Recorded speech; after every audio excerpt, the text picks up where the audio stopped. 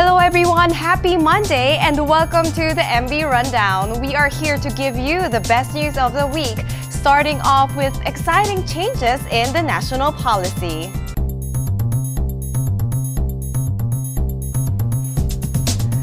According to United Nations Children's Rights and Emergency Relief Organization, there are about 1.8 million abandoned or neglected children in the country. And because of this, Senator Grace Poe plans to file a bill that will streamline the process of child adoption in the country. Poe hopes to expedite the adoption of children because the current process is expensive, tedious, and full of paperwork. Through the bill, the DSWD will take over the process and will make it more administrative in nature instead of going through the courts. Poe herself was abandoned in a church in Iloilo when she was a baby, and the senator shed light on the discrimination she experienced as a child when her adoptive parents had to present court adoption papers in place of a birth certificate. Through the proposed process, more Filipino children will have a better opportunity to have a better life.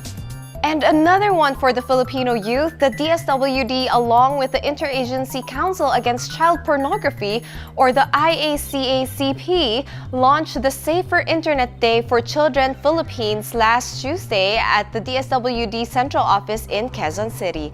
The event was formed to combat the growing child pornography cases in the country. Through the event, DSWD and IACACP aims to bring awareness to the dangers of child pornography and the need to protect children. Last February 5, 2018, President Rodrigo Duterte signed Proclamation Number 417 declaring the second Tuesday of February every year as Safer Internet Day for Children Philippines.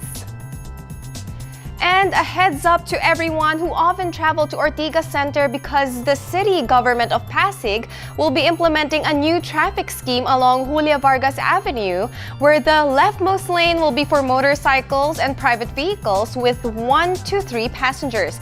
The middle lane will be used as a carpool lane for vehicles with 4 or more passengers, while the rightmost lane will be for bicycles.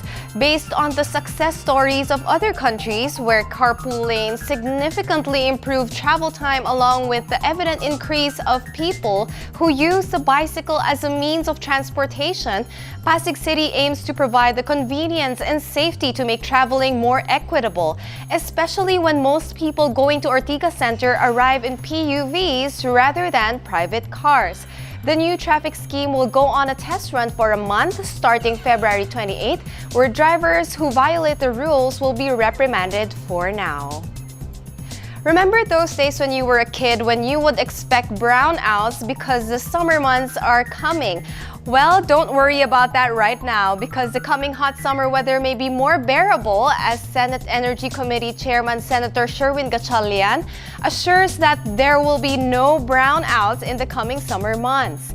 The assurance came after the return of 4 suspended commissioners to the Energy Regulatory Commission, hoping that they would resolve in the next 60 days many stranded contracts worth 1.5 trillion pesos.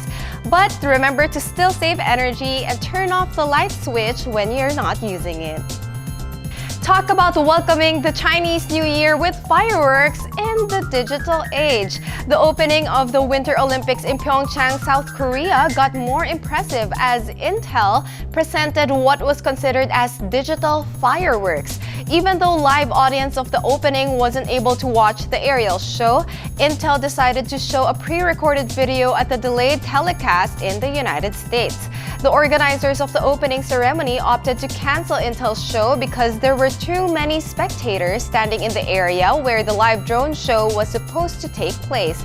The performance of the 1,218 drones broke the Guinness World Records, beating Germany's 500 drone show.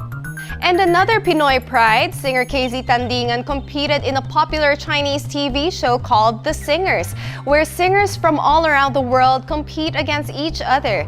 Tandingan was pitted against English singer Jessie J, where she put her own personal spin to Adele's hit song Rolling in the Deep with a surprise Tagalog rap segment, much to the delight of the audience and her fellow competitors.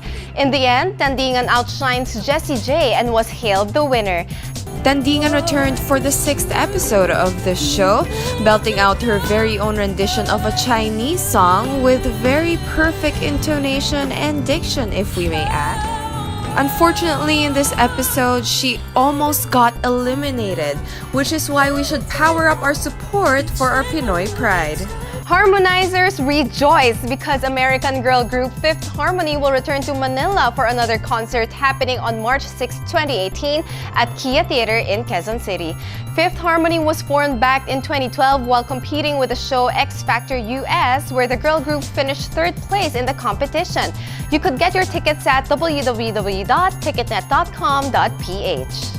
In welcoming the Year of the Earth Dog, 2018 is the Year of the Dog, and according to Feng Shui master Joseph Chow Kam-shing, 2018 will be a drifting and floating year, but still, luck and prosperity will come our way. To know what to expect in this Year of the Earth Dog, you may purchase Master Joseph Chow Kam-shing's Feng Shui books at the Manila Bulletin branches and major bookstores nationwide. Here is this week's thought to ponder on. Fairy tales are more than true. Not because they tell us that dragons exist, but because they tell us that dragons can be beaten. And that is by author Neil Gaiman. And those are the best news headlines for this week. This is the MB Rundown, keeping you fully informed. I'm Nicole Cordoves. Have a great week ahead.